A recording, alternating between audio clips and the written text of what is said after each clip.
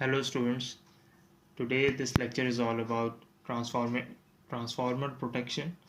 In our last lecture we have go through about generator protection and their numericals. As transformer is concerned, we studied a lot about transformer in our uh, previous courses, but this is all about its protection. So let's have a brief look what is transformer. Basically, a transformer is a static device which transfers electrical energy from one circuit to another through the process of electromagnetic induction. It is most commonly used to increase or decrease voltage level between circuits. So this is the basic definition of transformer. Uh, Again, there are different types of transformers. We know there is a distribution transformer, we know there is power transformer. So because we are studying about its protection schemes, so we didn't go into the details about their types. As we are currently dealing with the transformer protection, so as we discussed earlier that transformers are static devices totally enclosed and generally oil immersed. Uh, Therefore chances of faults occurring on them are very rare. Well, the consequences of even a rare fault may be very serious unless the transformer is quickly disconnected from the system. Small distribution transformers are usually connected to the supply system through series fuses uh, instead of circuit breakers. And in our fuse topic, we have gone through this, that why we are use fuses. Consequently, no automatic protective relay equipment is required.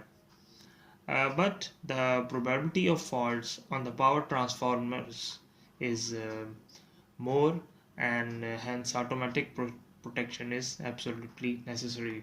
So there are some common faults which you can say most occurring in transformers. So we have divided into the three sections, that is uh, open circuits, um, overheating, and winding short circuits.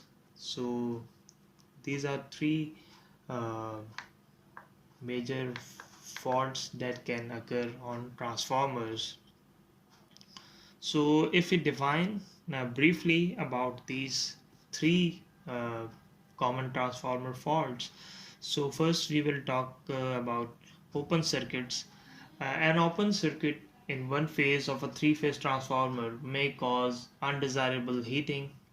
Practically, relay protection is not provided against open circuits because this condition is relatively harmless.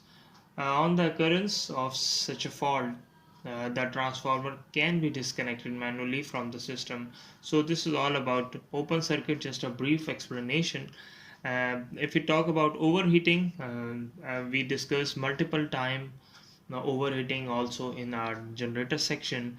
Overheating of the transformer is basically caused by overloads or short circuits, and very occasionally by the failure of cooling system, like as we discuss oil immersed transformers.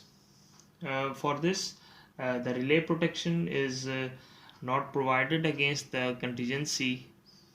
So it generally used to sound an alarm or control the banks of the fan. In large transformer, there are oil present inside the transformer. There are fans also placed outside the transformer section. So if we have to see, we can see in power transformers that are installed on the grid stations. Uh, the third fault, that is winding short circuit faults, they are also known as internal faults because it is due to the windings. Winding insulation basically overheat, and due to that overheating the insulation of the winding get damaged, and when an internal fault occurs the transformer must be disconnected quickly from the system, uh, because if it is not disconnected it may cause fire. Therefore relay protection is absolutely necessary for the internal faults.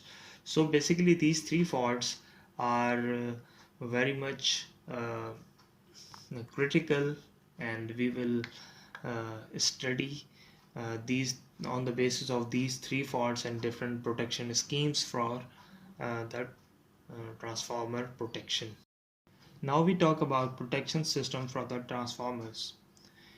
As the protection systems for the generators, like we studied in our previous lectures, merge price circulating system is the most satisfactory system we have studied for generator protection. So same is the case, we can use it for transformer protection also. Uh, Under such circumstances, alternative protective system are used, which in many cases are as effective as circulating current system. The principles, relays, and the system used for the transformers um, are earth fault relays, overcurrent relays, and differential systems. So we will discuss each of the protection system um, in our next slide. Well, now we will study about our first scheme, that is Buchholz Relay. It is a gas actuated relay installed in oil immersed transformer for protection against all kinds of fault. Named after its inventor, Buchholz, it is used to give an alarm in case of slow developing faults in the transformer, and basically it disconnects the transformer from the supply in the event of severe internal fault. Uh, its installation, it is usually installed in the pipe connecting the conservator to the main tank, as you can see from the figure, and it is a universal practice to use Buchholz relay on all such oil immersed transformers uh, that we can see. So you can see in the both figures, uh, in one figure you can see its installation, and the second one is how it look like. As the construction of the uh, Buchholz relay concerned, you can see that from the figure that it is a dome type structure, and uh, it takes the form of a domed vessel placed in the connecting pipe between the main tank and the conservator. The device basically has the two elements, as you can see from the figure. The upper element consists of a mercury type switch attached to a float, and the lower element contains a mercury switch mounted on a hinge type flap located in the direct path of the flow. Basically, the lower element, uh, the path I discussed, basically it is the flow of oil from the transformer to the conservator, and we all know that the oil is basically is to perform insulation work in the transformer as well as cooling.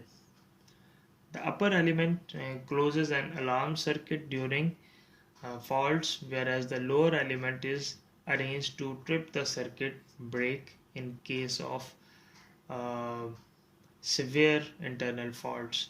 So as you can see clearly from the figure, if I can say into the simple words, that it divides into the two sections. One is upper part and the other one is the lower part.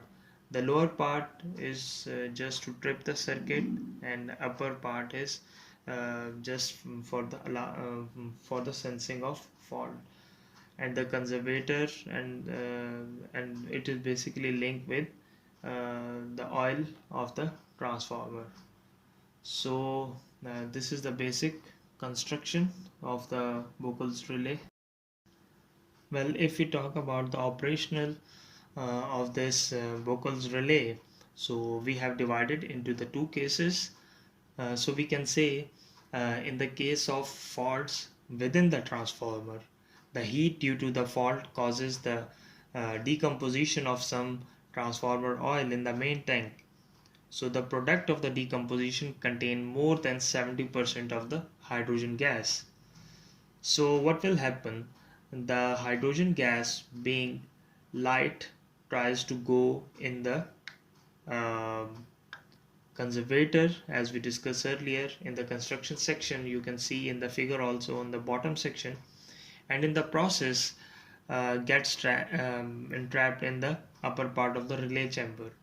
So when a predetermined amount of gas get accumulated, it exerts sufficient pressure on the float to cause it to tilt and close the contact of the mercury switch attached to it. This completes the alarm circuit to sound an alarm. So this is the first case. Now the second case, if a serious fault occurs in the transformer, you can see a serious fault in too much heating. So an enormous amount of gas is generated in the main tank. The oil in the main tank rushes towards the conservator while the Buchholz relay, and in doing so tilts the flap to close the contact of the mercury switch. This completes the trip circuit to open the circuit breaker controlling the transformer. So this is the basic operation which we have explained into the two cases. One is the normal fault and the second one is the serious fault. If we talk about some advantages and disadvantages of the Buchholz relay, so the first advantage, it is the simplest form of the transformer protection. As you can see from the construction, you only need a mechanical equipment that you put on the pipe, and it basically deals with oil only. So no complexity at all. Secondly, it detects the faults at a stage much earlier than is possible with other forms of protection. So as we discussed earlier, it only deals uh, with the oil, so um, it detects much earlier than other forms of protection, and it is the most importantly, it is very simple. As per disadvantages are concerned, so it can only be used with oil immersed transformer equipped with conservator tanks. Um well, the transformer which have the conservator tanks, it can only be installed there. Secondly, the oil immersed transformer. Recently, we are using a lot of oil immersed transformer in our country also. Secondly, the device can detect only faults below oil level in the transformer. So therefore, separate protection is needed for the connecting cables.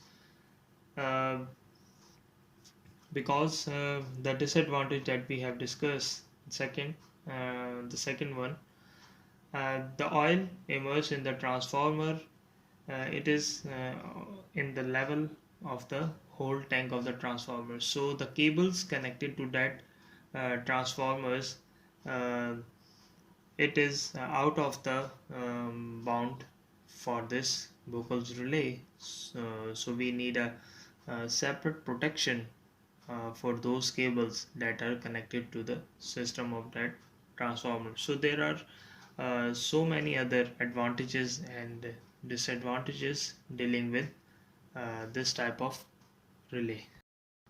The second protection is earth fault or leakage protection. As we know that the earth fault usually involve a partial breakdown of winding insulation to the earth. The resulting leakage current is less than the short circuit current, as we already know. Therefore, the earth fault may continue for long time and cause the damage uh, before it develops into a short circuit and or it will remove from the system.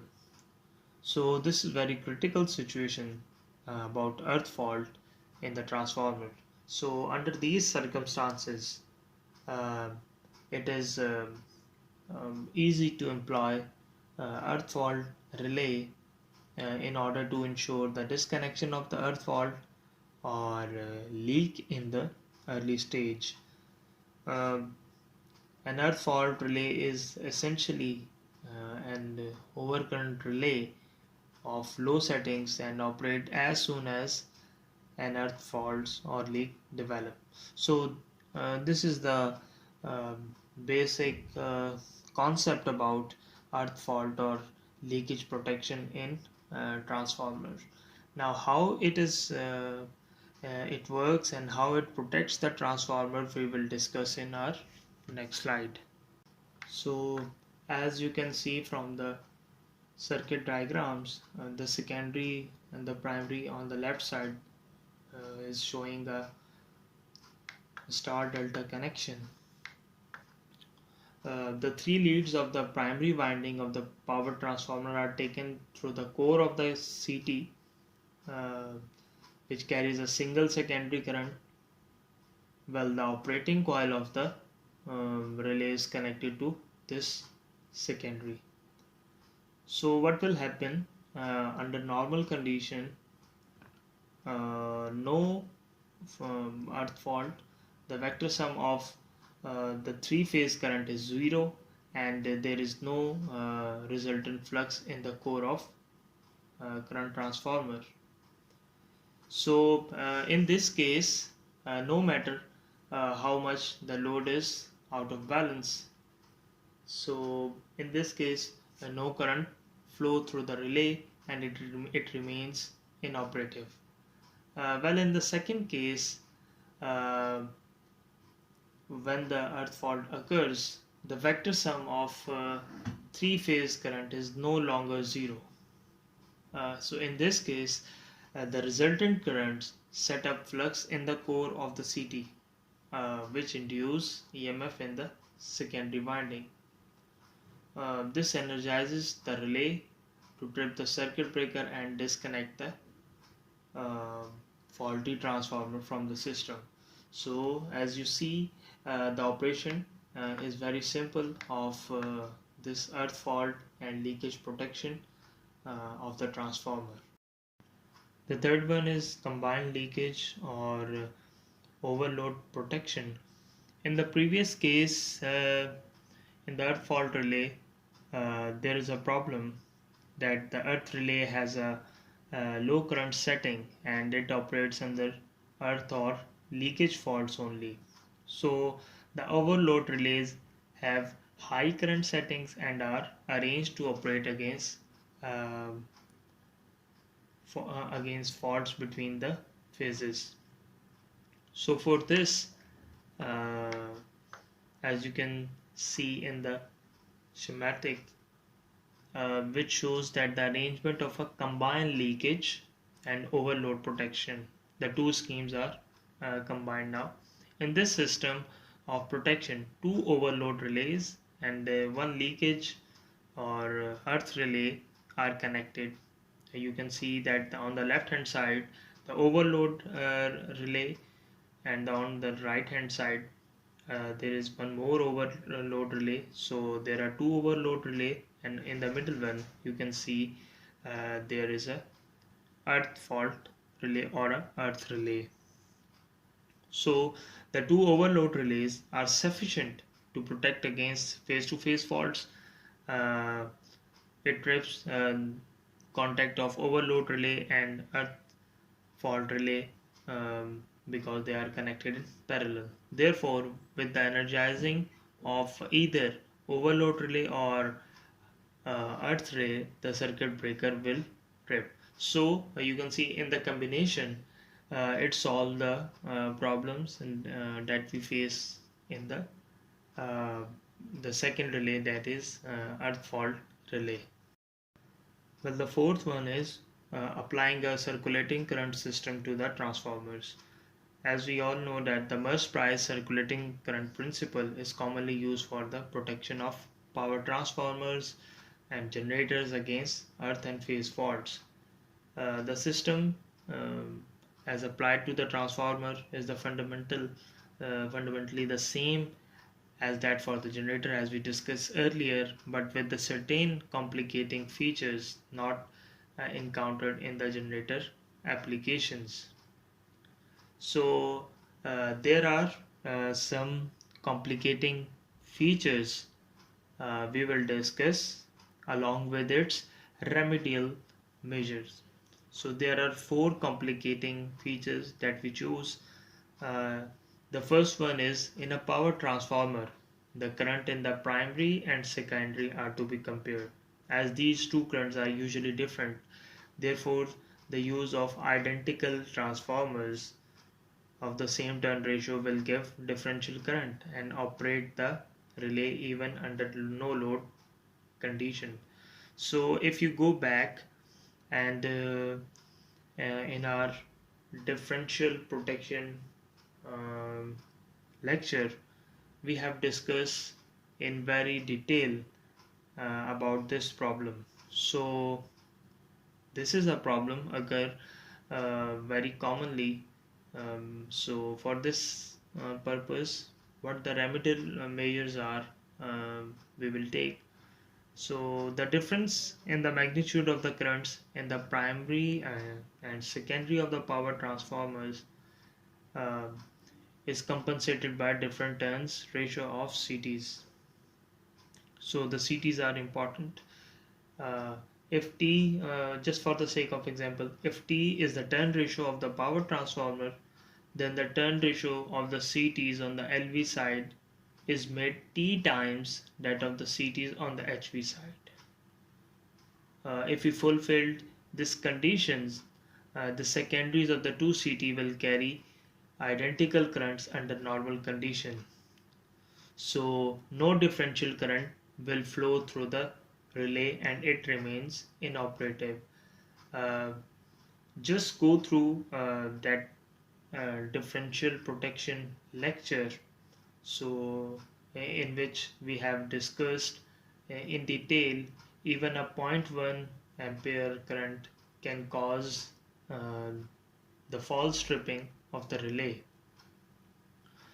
Well, the second complicating feature is that there is usually a phase difference between primary and secondary current of the three-phase power transformer. Even if CTs of the proper turn ratios are used, a differential current may flow through the relay under normal condition and cause relay false operation. So this is the second problem. If there is a phase difference between primary and secondary. So what is the remedy? The remedy is the correction of the phase differences affected by appropriate connections of CTs. The CTs on one side of the power transformers are connected in such a way that the resultant currents fed into the pilot wires are displaced in the phase from the individual phases current in the same direction, and an angle equal to the phase shift between the power transformers primary and secondary currents.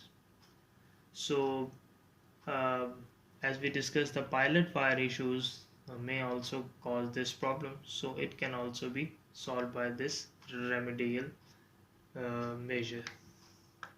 So this is not the unique one also.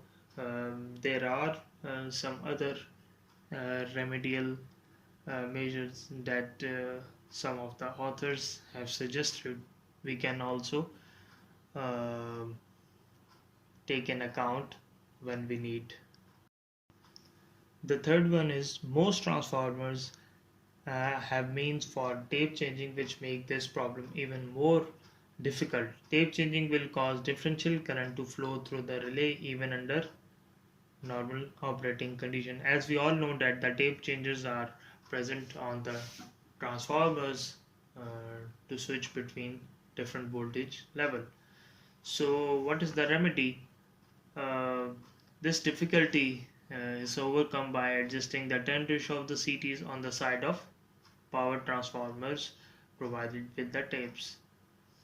The fourth one is the problem or the complicating issue that in transformer protection there is a magnetizing inrush current under normal load condition.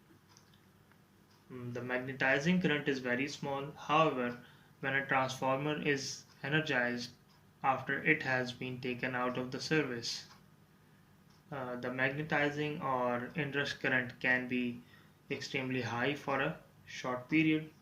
Since magnetizing current represent a current going into the transformer without a corresponding current leaving, it appears as a fault current to differential relay and may cause false tripping of the uh, relay. So how to overcome this problem?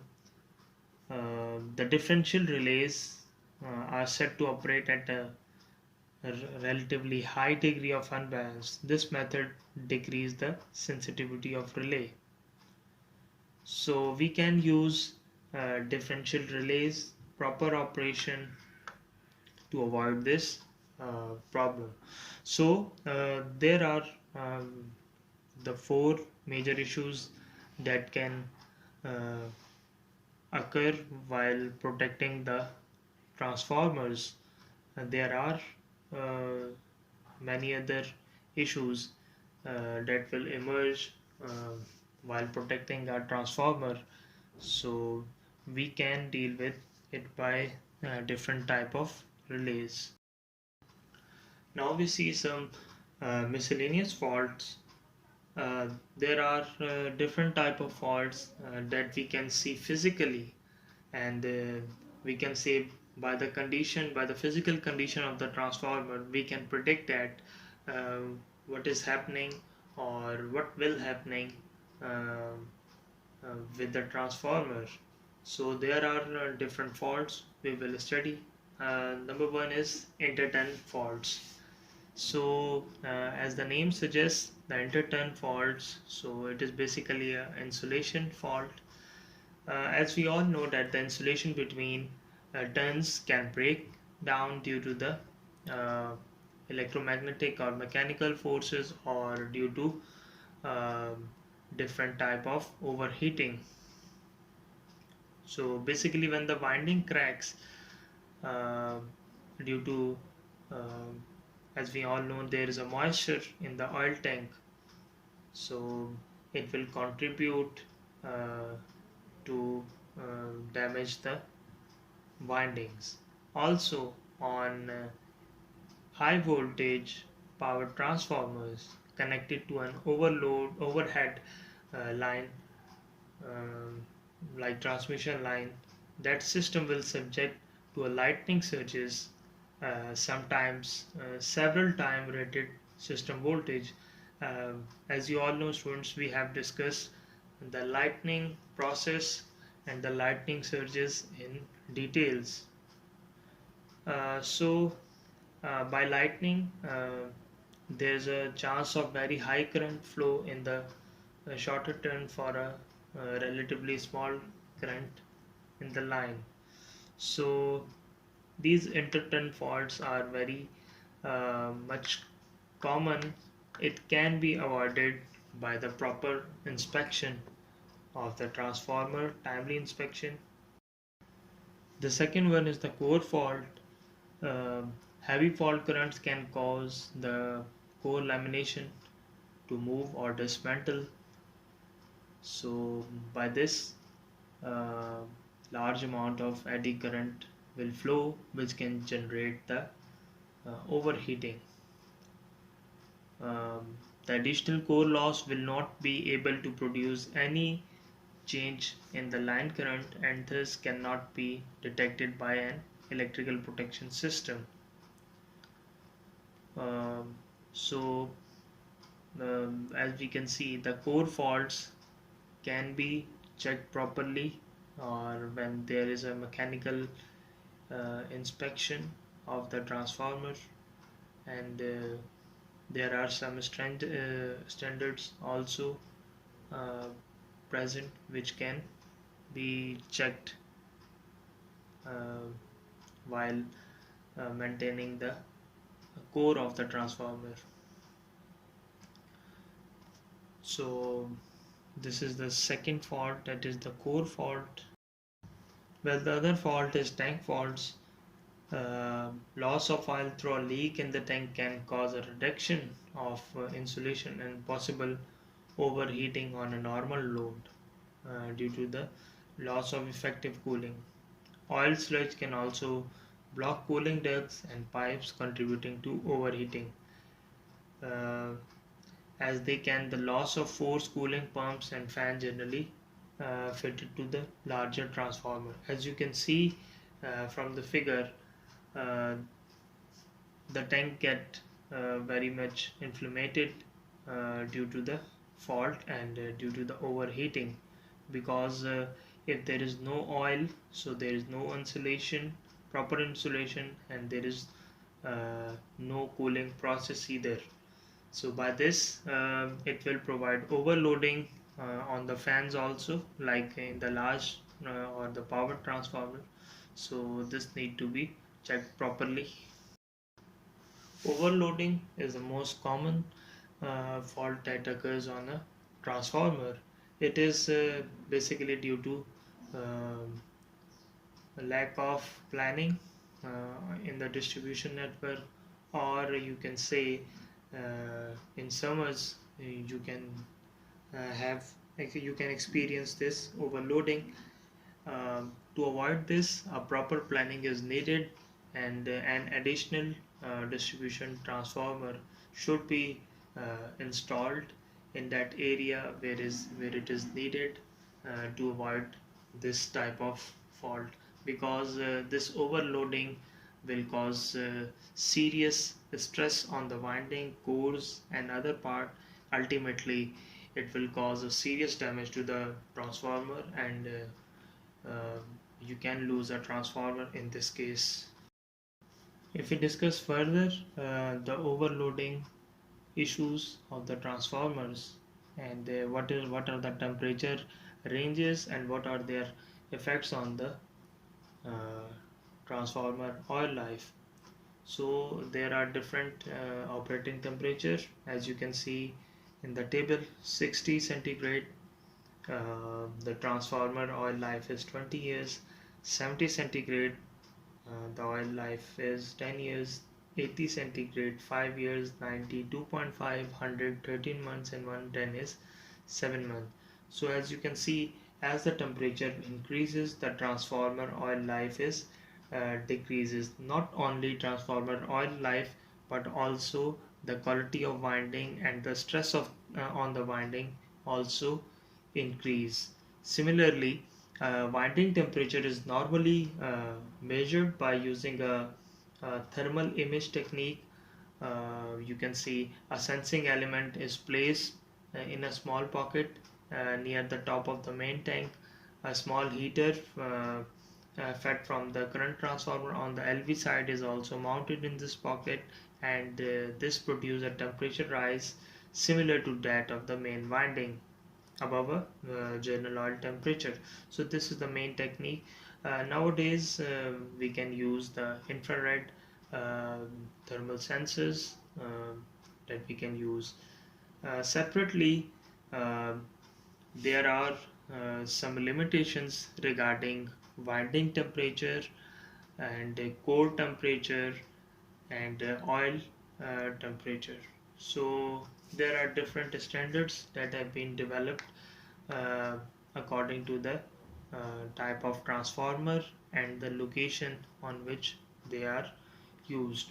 So these are some critical factors that we will take in account um, when we talk about overheating, overloading, and the quality of oil, and also the life of the transformer oil. So the fifth one is oil testing and maintenance. Some of the major issues with the oil we have discussed earlier in our previous slides. So as we all know that there are three important purposes of the oil in the transformer. Uh, Number one is good dielectric strength. Two is efficient heat transfer and cooling, and the third one is to preserve the core and assembly. So there are different problems that occurs on oil testing and maintenance. So we can avoid, like by filling voids to eliminate partial discharge, by preventing chemical attack of copper and insulation, by having low gas content and natural resistance to the aging. Same is the case. Different samples should be drawn annually and tested to see if they comply with the following limits. So there are some limits in the standards that are given. We have to check while yearly or half yearly inspection of the transformer. Like dielectric strength should be 50 kV minimum, and the moisture content is to 30 ppm maximum. The acidity should be 0.2 mg, and one more is interfacial tension should be 20 and millinewton meter. Now how this is tested? A sample is taken from that transformer, and that sample should be sent into the lab, and the lab generate reports for that specific transformer, and it is the duty of the distribution company to change the oil if it is required, because if it not changed on time, it will cause a severe damage and interruption in power supply to the distribution network, or in the power grid also. So students, that's all from the transformer protection. We will see the bus and line protection in our upcoming lecture. Thank you very much.